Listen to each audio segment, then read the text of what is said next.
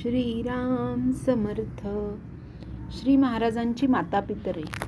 पंतांची बायको राधाबाई हिचा सगळ्या घराला मोठा आधार असे. तिचा उदार व भोळा स्वभाव पाहून लोक तिला रुक्मिणी म्हणत. ती अत्यंत समाधानी व शांत स्वभावाची बाई होती. तिच्या पोटी श्री महाराजांचे वडील रावजी जन्मास आले. रावजींना 6वे वर्ष लागल्यानंतर लिंगोपंतांनी मोठ्या थाटाने त्यांची मुंज केली आणि त्यांना शाळेत घातले. सातारा जिल्ह्यातील कलेढोण येथील नारायणराव वाघमारे इनामदार यांची मुलगी पसंत करून पंतांनी रावजीचे 12व्या वर्षी लग्न केले. मुलीचे सासरचे नाव गीताबाई असे ठेवले. रावजींना पंतांनी कुलकर्णीपणाचा सर्व व्यवहार शिकवला होता, परंतु दोघांच्या स्वभावामध्ये बराच फरक असल्याने पंतांचे सर्व कामकाज रावजींनी लवकर आपल्या अंगावर घेतले नाही. रावजींना एकांतात बसून देवाची पूजा अर्चा, नामस्मरण व ध्यानधारणा करण्याची हौस असे.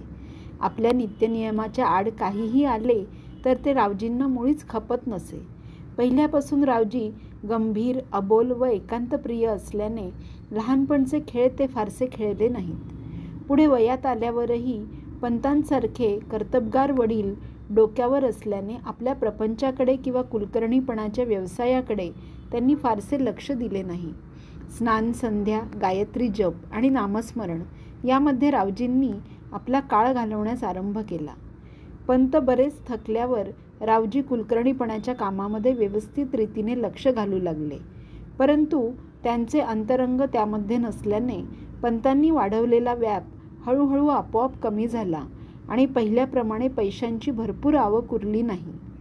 हे जरी खरे असले तरी 10 माणसांच्या कुटुंबाला 2 पिढ्या पुरेल इतकी समृद्धी असल्यामुळे घरच्या एकंदर ऐश्वर्याला मुळीच कमीपणा नव्हता.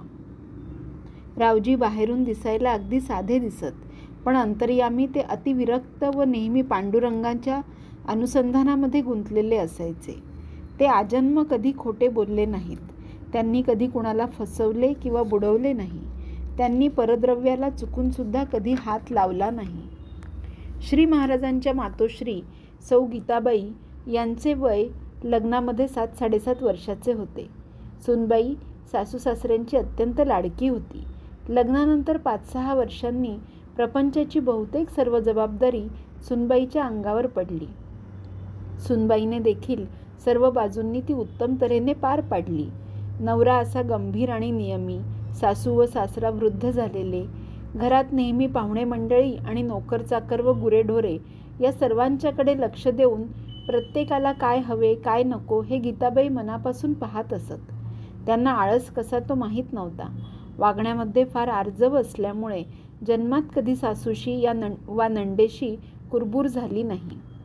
रावजी प्रपंचामध्ये फारसे लक्ष घालीत नसल्यामुळे देण्याघेण्याचे पुष्कळसे व्यवहार गीताबाईंनाच पाहावे लागत, परंतु लोकांना देण्यामध्ये त्यांचा हात सासूबाईंच्या हातापेक्षाही मोठा होता. गावात कोणी आजारी असले म्हणजे गीताबाई स्वतः जाऊन त्याच्या औषध पाण्याची व्यवस्था करीत. गावातल्या लोकांचीही त्यांच्यावर इतकी श्रद्धा व इतके प्रेम होते की आजारी माणसासाठी त्यांच्या हातचे जेवण लोक मागून नेत असत. स्वतःच्या घरचा इतका व्याप सांभाळून गीताबाई गरीब कुटुंबाची बाळंतपणे करीत.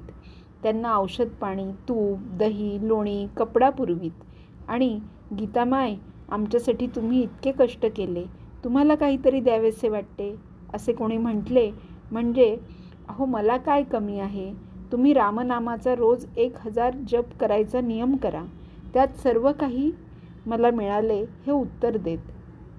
गोंदवल्यापासून थोड्या अंतरावर संभाजी नावाचे एक सत्पुरुष राहत असत. या पुरुषाने 12 वर्षे मौन धारण केले होते.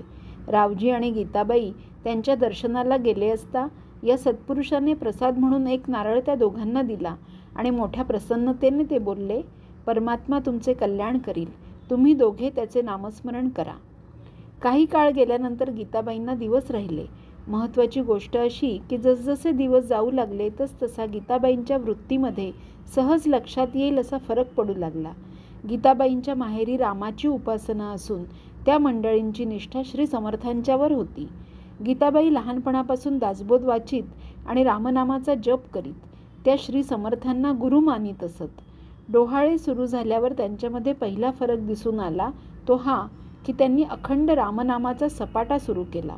बोलता, चालता, येता, जाता, जेवता, खाता सर्व व्यवहार करताना त्या श्रीराम श्रीराम असे तोंडाने सारखे म्हणू लागल्या. आपण दासबोध श्रवण करावा अशी उत्कट इच्छा त्यांना झाली. त्याप्रमाणे पंतांनी म्हासुर्णेकर नावाच्या शास्त्रीबुवांकडून विठोबाच्या मंदिरात दासबोधाचे पारायण व पुराण करविले. गीताबाई एकदा श्री समर्थांच्या दर्शनालाही जाऊन आल्या. पुष्कळ वेळा त्यांना बसल्या ठिकाणीच तंद्री लागे आणि कानात कोणीतरी रामनाम घेत आहे असे त्यांना स्पष्ट ऐकू येई. त्यांची वृत्ती नेहमी विलक्षण प्रसन्न राहू लागली आणि तोंडावर निराळेच तेज दिसू लागले. आपण रामनाम घेतो म्हणून श्री मारुतीराय आपल्याबरोबर राहून आपले रक्षण करतात असा त्यांचा समज झाला व म्हणून पुढे त्या मारुतीरायांचे ध्यान करू लागल्या. पंतांनी सर्वांच्या संमतीने गोंदवल्यासच बाळणपण करण्याचे ठरवले आणि गीताबाईंच्या वडिलांना व मातोश्रींना बोलावून घेतले. 8वा महिना संपण्याच्या सुमारास एके दिवशी सायंकाळी एक तेजस्वी बैरागी पंतांच्याकडे रात्रीच्या वस्तीस आला.